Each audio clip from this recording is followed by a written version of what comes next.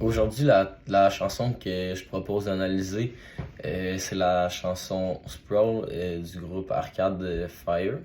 La thèse de cette chanson serait l'étalement urbain. Comme ça m'avait tellement pris de place sur la Terre qu'il reste presque plus de nature et de beaux paysages comme on peut les retrouver aujourd'hui à certaines places dans le monde. D'ailleurs, Sprawl en français veut dire étalement. Mais dans la chanson, il va être vraiment question d'étalement urbain, comme je l'ai mentionné tantôt. C'est comme si l'humain n'avait plus de liberté, il habite constamment entouré par des gros immeubles de la ville, puis que fuir ou sortir de celle-ci était impossible ou carrément inimaginable. C'est un peu une des conséquences des valeurs fondamentales du capitalisme parce que ce système est basé sur la consommation. Lors de la deuxième moitié du 20e siècle, les citadins sont sortis en grand nombre des villes pour s'installer en banlieue. Le concept avait tout pour plaire, la proximité de la ville et des services, les grandes maisons vastes, les terrains gazonnés et clôturés, la paix de la campagne.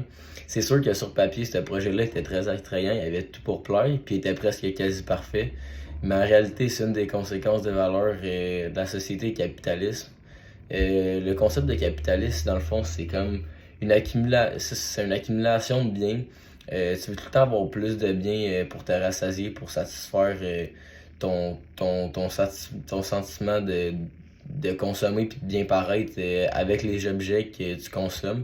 Selon moi, ce concept-là, c'est sans fin. Tu veux tout le temps en avoir plus. T'es jamais satisfait. Puis le sentiment que t'as quand que t'as quelque chose, il est éphémère. Puis quand t'as plus ce sentiment-là, tu veux tout le temps avoir d'autres choses. Fait que t'es poussé à acheter d'autres objets. Ensuite de ça, le concept du conformisme aussi est rattaché un peu au capitalisme. Dans le fond, c'est tout le monde a des objectifs similaires dans la vie. Des grosses voitures, des grosses maisons, des piscines, des bateaux, des choses comme ça. Puis un autre concept, ça serait aussi l'individualisme qui serait apparu avec les banlieues. Donc ça serait plus vraiment avoir son terrain à soi, tout clôturé, puis vraiment de communication avec l'extérieur, tu sais. Il n'y a pas d'esprit de communauté vraiment dans l'individualisme, tu sais, ça le dit dans le mot, c'est plus quelque chose qui est basé sur le côté individuel de l'homme. Donc là, je vais commencer à analyser la chanson. Lors du premier verset, on voit que l'humain doit se conformer à la première et à la deuxième ligne. Il dit, ben là je vais traduire, ils m'ont entendu chanter, ils m'ont dit d'arrêter, cesse ces choses prétentieuses et pointe-toi à ton boulot. C'est comme si on avait un seul but dans la vie dans le fond, c'est le travail avant tout. Les autres choses qui nous entourent, comme la famille ou nos passions, excuse-moi, ils doivent passer après le boulot. Cependant, on se questionne pas sur les envies de l'homme, mais plutôt sur comment il doit agir pour être conforme à la société dans laquelle on vit aujourd'hui. Mais la réponse apparaît un peu plus loin, à la ligne 3 et 4.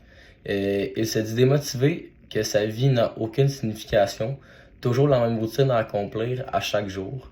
Le dicton métro, boulot, dodo prend tout son sens lorsqu'on y pense, car c'est ce que les gens de la banlieue vivent à chaque jour sans pour autant vouloir vivre de cette manière-là. C'est pour ça qu'à la ligne 4, il dit que tard la nuit, mes sentiments remontent à la surface. Ceci montre que cette façon de vivre n'est pas faite pour tout le monde. C'est comme si la personne se disait que c'est la norme de vivre de cette façon-là. Fait que pour me conformer et faire comme les autres, je vais vivre de cette façon-là, ou du moins essayer. Ensuite, à la deuxième ligne du deuxième verset, il dit « Elle m'appelle, viens me rejoindre, ceux de ton espèce. » Le « elle », il parle des lumières de la ville qui quitte jamais son esprit. Il est pris dans ce monde où les humains vivent de la même façon les uns des autres. Toutefois, il est pas heureux de vivre de cette manière-là, car à la troisième et à la quatrième ligne du deuxième verset, il dit « Parfois, je me demande si le monde est vraiment si petit que nous pouvons jamais fuir l'expansion urbaine. » Il exprime le désir de quitter ce mode de vie-là, mais il sait pas comment parce que l'urbanisation a tellement pris d'expansion qu'il est désormais impossible de sortir de l'étalement urbain. C'est comme si la planète était entièrement peuplée, industrialisée, qu'il ne restait pas suffisamment de place pour habiter en campagne ou être loin de la ville comme on pouvait vivre autrefois. À la ligne 6 et 7 du deuxième verset encore, il affirme que les centres d'achat morts s'élèvent comme de montagne après montagne et qu'il ne voyait pas de fin. Il compare les centres d'achat avec des montagnes car ils sont immenses et prennent beaucoup de place. Il ne voit pas quand cela va s'arrêter car les constructions, car ils construisent les centres d'achat très très vite les uns après les autres pour nous pousser à consommer davantage. Ensuite, à la ligne 8, il dit « J'ai besoin de l'obscurité. S'il vous plaît, que quelqu'un éteigne la lumière. » Cela veut dire que dans la ville, les lumières, il y a des lumières à toutes les heures de la journée. Peu importe que tu sois le jour, que tu sois la nuit, car un mode de vie capitaliste est basé sur la production. Il est donc inconcevable de perdre une partie de la journée où tout est fermé ou du moins arrêté. Il n'est pas capable de se reposer en raison de l'action qui ne serait jamais en milieu urbain. Ensuite, au troisième verset, à la troisième ligne, il dit « Nous protégeons nos yeux des lumières de la police. » Ça, j'imagine, c'est une hypothèse que c'est à cause de l'urbanisation. Peut-être que le taux de criminalité aurait pu augmenter dans les villes. Puis il poursuit avec la phrase suivante, c'est intéressant. Nous fions, mais nous ne savons pas pourquoi. Moi, je pense que c'est à cause que les personnes ne savent pas à qui faire confiance tellement qu'ils sont beaucoup. Ils ont plus ce lien de communauté-là, ou sinon encore, ben, il est très peu présent en raison du trop grand nombre de personnes qui vivent dans les villes. Si on regarde un peu plus bas, à la cinquième ligne du troisième verset, il dit « Les rivières noires, les lumières de ta ville brillent. » Ça, c'est une métaphore qui est utilisée pour démontrer les rivières noires. Ça signifie qu'elles sont rendues très polluées à cause de l'activité humaine, bien sûr. Puis que l'eau est plus bleue comme autrefois, comme on vivait dans le temps. On polluait moins, puis il y avait moins de déchets qui se retrouvaient là-dedans. Mais il dit que les lumières de la ville brillent. Donc, la nature est en pleine destruction, mais la ville, elle rayonne toujours comme jamais auparavant, là. C'est comme si on avait mis l'environnement de côté pour vraiment se concentrer sur la ville, mais ça, c'est le système capitaliste qui est vraiment au milieu de ça. Pour ce qui est de mon opinion de la chanson, je trouve que ça décrit très bien la société dans laquelle on vit présentement.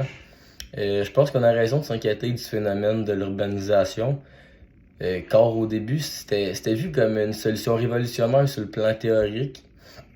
Mais c'était quasi parfait, mais en réalité, lorsqu'on le met en pratique, il a apporté son lot de problèmes. Tant sur le plan économique, social qu'environnemental, on constate que les effets néfastes sont nombreux.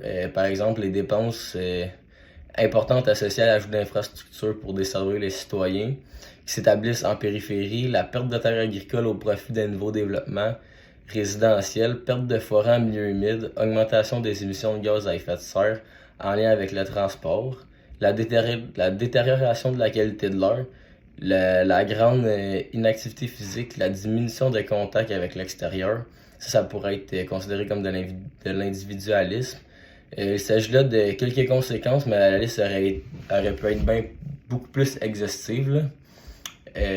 On peut faire un lien avec ces conséquences puis le système capitaliste, car ce sont des conséquences secondaires aux valeurs du capitalisme.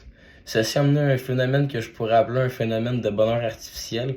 Les gens jettent constamment des biens matériels pour se sentir mieux, si on veut, pour que les gens les perçoivent d'une meilleure façon.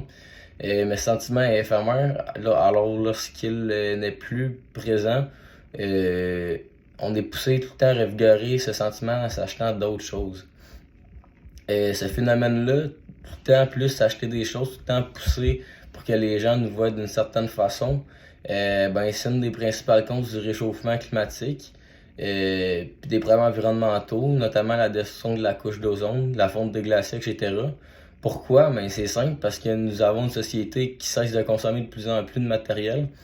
Puis pour assouvir ce besoin-là, on a besoin de construire plus d'usines. Souvent, ce sont des usines dans des pays qui sont peu industrialisés, avec de la main-d'œuvre de bon marché, ce qui est pas toujours super bon d'un côté moral, là, mais pour nous autres, le système capitaliste, c'est le profit avant tout, donc c'est pour ça qu'on procède de cette façon-là. Tout cela pour répondre à la demande du système capitaliste, dans le fond. Puis pour ma part, je souhaiterais que le monde change pour revenir à un monde de vie plus primitif ou un monde basé sur les valeurs plus humaines, que d'avoir un monde où les valeurs humaines disparaissent peu à peu au détriment de la société de consommation. Sauf que malheureusement, je crois que nous avons atteint un point de non-retour aujourd'hui. Donc pour toutes ces raisons, je suis d'accord pour mentionner que l'être humain doit réfléchir à une solution durable et écologique pour changer notre mode de vie et faire en sorte qu'on puisse vivre une vie comme on souhaite, sans être contraint dans nos choix et nos décisions.